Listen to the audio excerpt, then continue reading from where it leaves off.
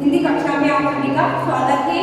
आज हम पढ़ते हैं हिंदी पद्य साहित्य का इतिहास एवं काल विभाजन। तो हिंदी पद्य साहित्य की बात करते हैं यहाँ पर, तो इसमें जो काल विभाजन है इसको 4 भागों में बांटा गया है और ये है आचार्य रामचंद्र शुक्ल के अनुसार।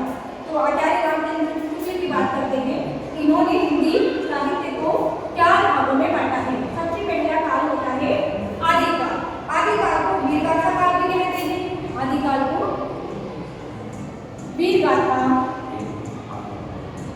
काल के नाम से भी जाना जाता है। और अगर इसकी समय सीमा की बात करें तो ये होता है, शुरू होता है सन 993 ईस्वी से सन 1318 ईस्वी तक। इसका समय सीमा जो है वो 993 से लेकर 1318 तक का समय इसका माना गया है। अब दूसरा आदिकाल के बाद आता है भक्ति काल, जिसमें भक्ति भावना ज्यादा लगी है। भक्ति काल को पूर्व मध्यकाल के नाम से जाना जाता है। पूर्व मतलब पहले और उत्तर मतलब बाद का। तो पूर्व मध्यकाल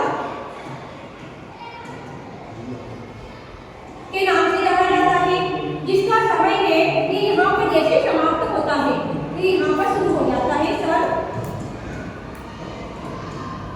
1318 ईस्वी से सन 1693 ईस्वी तक इसका समय माना गया है। इसके बाद अगले काल की बात करते हैं, तो ये है रीतिकाल। रीतिकाल को 3 भागों में बांटा गया है। रीतिकाल को उत्तर मध्यकाल के नाम से जाना जाता है। उत्तर जैसा कि मैंने बताया था आपको, पूर्व यानी कि पहले और उत्तर यानी कि बाद में। उत्तर मध्यकाल इन सब काल के कभी भी अलग अलग रहे हैं। और अगर इसकी समय सीमा की बात करते हैं तो ये जैसे समाप्त होता है सन 1693 ईस्वी से सन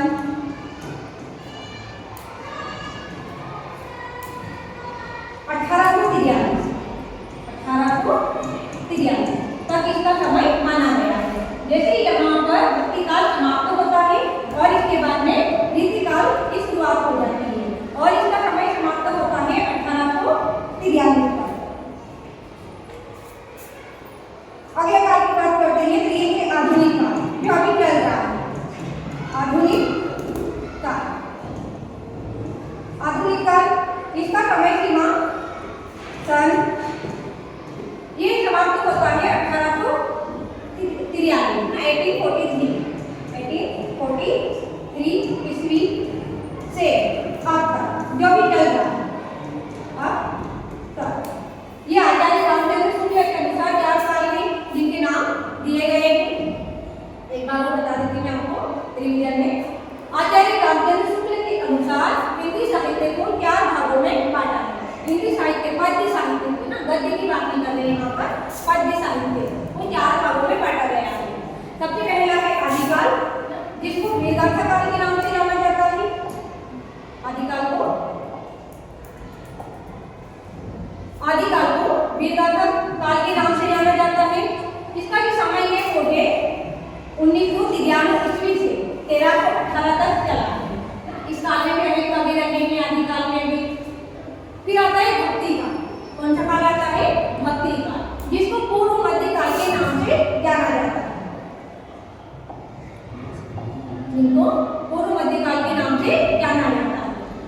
जिसका समय है जैसे ही समाप्त होता है आदिकाल, तो वहीं से इसकी शुरुआत हो जाती है 1318 ईस्वी से। तो ये कहाँ तक चलता है? ये चलता है 1693 तक। और इस भक्ति काल की हम बात करें तो भक्ति काल को भी 2 भागों में बांटा है। कितने भागों में बांटा है?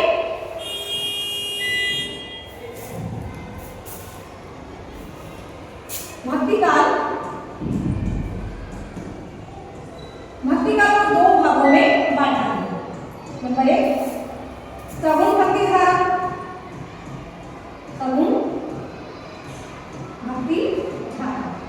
और एक है निर्गुण भक्ति धाम।